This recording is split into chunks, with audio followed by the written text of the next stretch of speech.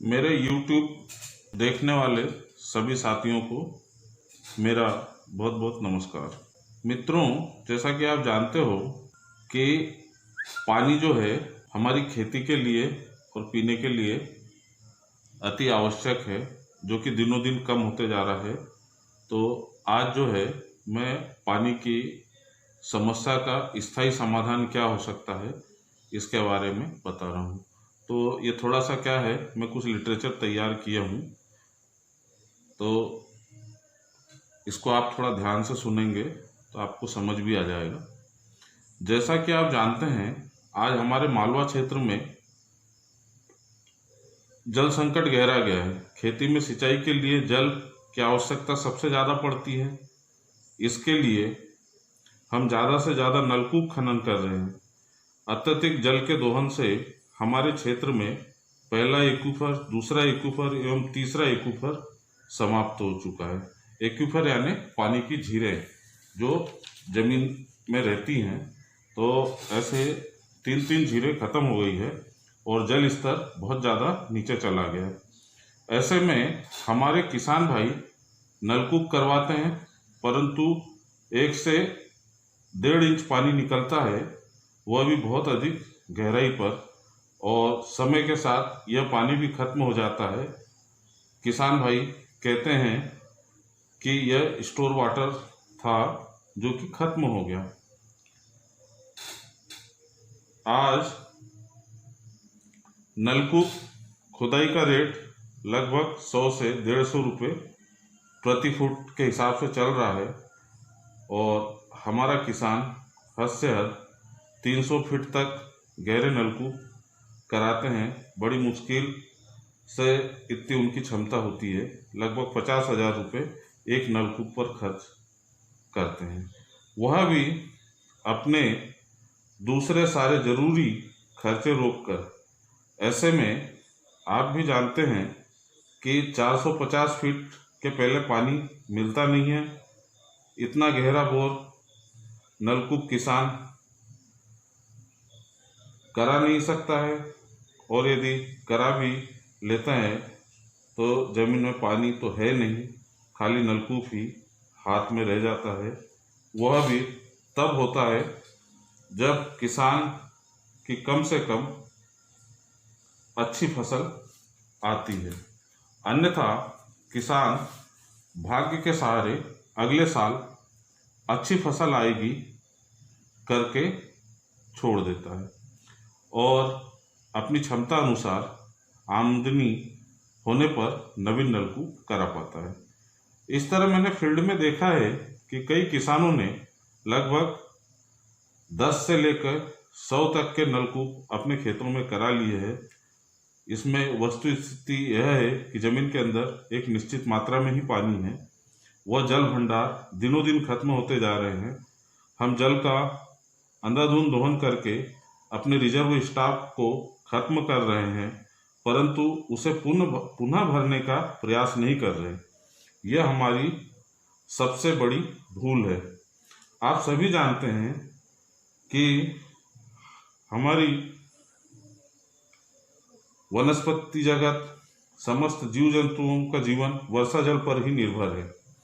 खेती करने के कारण वनों को उजाड़ दिया, कई जीव जंतुओं के आश्रय ने छीन लिए और अत्यधिक जल दोहन कर भूगर्भीय जल को भी समाप्त कर दिया। ऐसे में आप नवीन नलकूप खनन पर कम ध्यान दें और अपने पूर्व से खनित नलकूपों का रिचार्जिंग करें, क्योंकि अन्य कोई विकल्प अब शेष नहीं बचा है। ऐसे ही एक ग्राम में मैंने 600 फीट का एक नलकूप कराया, जो कि हाइड्रोलॉजिकल मैप, विशेषज्ञ की राय एवं अपने विगत 30 वर्षों के अनुभव के आधार पर कराया। नलकूप में 1.5 इंच पानी ही निकला, पर जल स्तर 100 मीटर पाया गया। यह जल स्तर ही पकड़ना और इसका दोहन करना अत्यधिक महंगा पड़ता है। 100 मीटर से अधिक गहराई पर मोटर पंप उतार कर चलाना, और उसमें हमेशा डर बना रहता है कि बीच में कोई 1 से 1.5 फीट का सिल्टिंग पेच छूट गया हो तो मोटर पंप फंसने का डर और अन्य कई परेशानियों का सामना करना पड़ता है। इस नलकूप खनन में इसकी लोकेशन एक नाले के पास आई एवं नाले के बेड सेंटर से नलकूप की दूरी लगभग 14 मीटर है। जैसा कि आप ये चित्र में आप देख रहे हैं, ये एक नाला है और यहाँ से ये नलकूप है, ये 14 मीटर की दूरी पर है। तो ये नाले की ऊंचाई नाले के सिरे पर ही है, जिसका प्लान स्केच आप देख रहे हैं। यह नलकूप इंटरट्रेपियन फ्रैक्चर जोन पर ही है। इंटरट्रेपियन फ्रैक्चर जोन का मतलब यह है कि वहाँ पर जो है चट्टान में दरार है और पानी जो है दरारों में ही रहता है। इसमें असीमित मात्रा में जल प्रवाह हो जाएगा। इस कारण इसकी जल भरण की क्षमता जो है 15,000 लीटर से 25,000 लीटर प्रति घंटा अनुमानित होगी। एवं नाला यदि 90 दिन तक वर्षा काल में बहता है और हम इस नलकूप की रिचार्जिंग करें तो लगभग 90 गुणित 24 गुणित 15,000 बराबर इकाई दाई सैकड़ा हजार 10,000 लाख 10 लाख करोड़, यानी लगभग 3.25 करोड़ लीटर पानी जमीन में जाएगा, जो कि भूजल स्तर को ऊंचा उठाएगा। इस कारण इस बात का आर्थिक पहलू देखें तो जल की एवरेज कीमत 10 रुपये प्रति लीटर माने तो ये जो है 3 करोड़ 24 लाख लीटर पानी जो है 10 रुपये के हिसाब से जोड़ेंगे तो हमारे को एक सीजन में 32 करोड़ रुपए की वाटर रिचार्जिंग मात्र एक नलकूप से हो जाएगी। अब इस नाले पर क्या निर्माण किया जाए कि हमें कम से कम 15,000 लीटर प्रति घंटे की क्षमता का पानी एक चेंबर में मिले। निश्चित ही हमें एक ऐसे चेंबर की जरूरत पड़ेगी जो 15,000 लीटर पानी प्रति घंटा हमें साफ करके दे देवे। इस चेंबर में डिटेंशन टाइम 1 घंटा होना चाहिए, अतः चेंबर 30,000 लीटर का रखते हैं ताकि बाढ़ के पानी को साफ होने का समय एवं सेटल होने का समय मिल सके। तो इसमें मैंने ये फार्मूला लगाया है πd²h, जिसमें ये 37,000 लीटर पानी एक साथ हमको मिलेगा। अब स्थल के हिसाब से यहाँ पर मेरे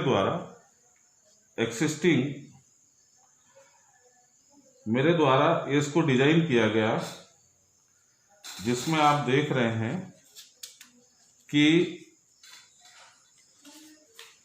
ये इस चित्र में देखिए, ये जो है ये हाईएस्ट फ्लड लेवल है, ये ट्यूबवेल है एक्सिस्टिंग और ये ग्राउंड लेवल है, ये नाले का बेड है और ये यहाँ पर ये इंस्पेक्शन कवर है।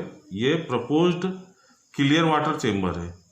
ये चेंबर जो है क्लियर वाटर चेंबर है और इसकी बगल में जो है, इसकी बगल में इस तरह से हम जो फिल्टर बनाएंगे। अब ये एक फिल्टर, ये मेरे द्वारा एक फिल्टर बनाया गया है। आप देख रहे हैं कि ये बाढ़ का पानी यहाँ से आएगा, ऐसा जाएगा, यहाँ साफ होके इधर जाएगा और इसमें से यहाँ से इस तरह से इस ट्यूबवेल में जाएगा। ये ट्यूबवेल जो है यहाँ तक है, यहाँ नीचे तक है ट्यूबवेल। तो यहाँ इस चेंबर से इस चेंबर तक ये पानी जाएगा।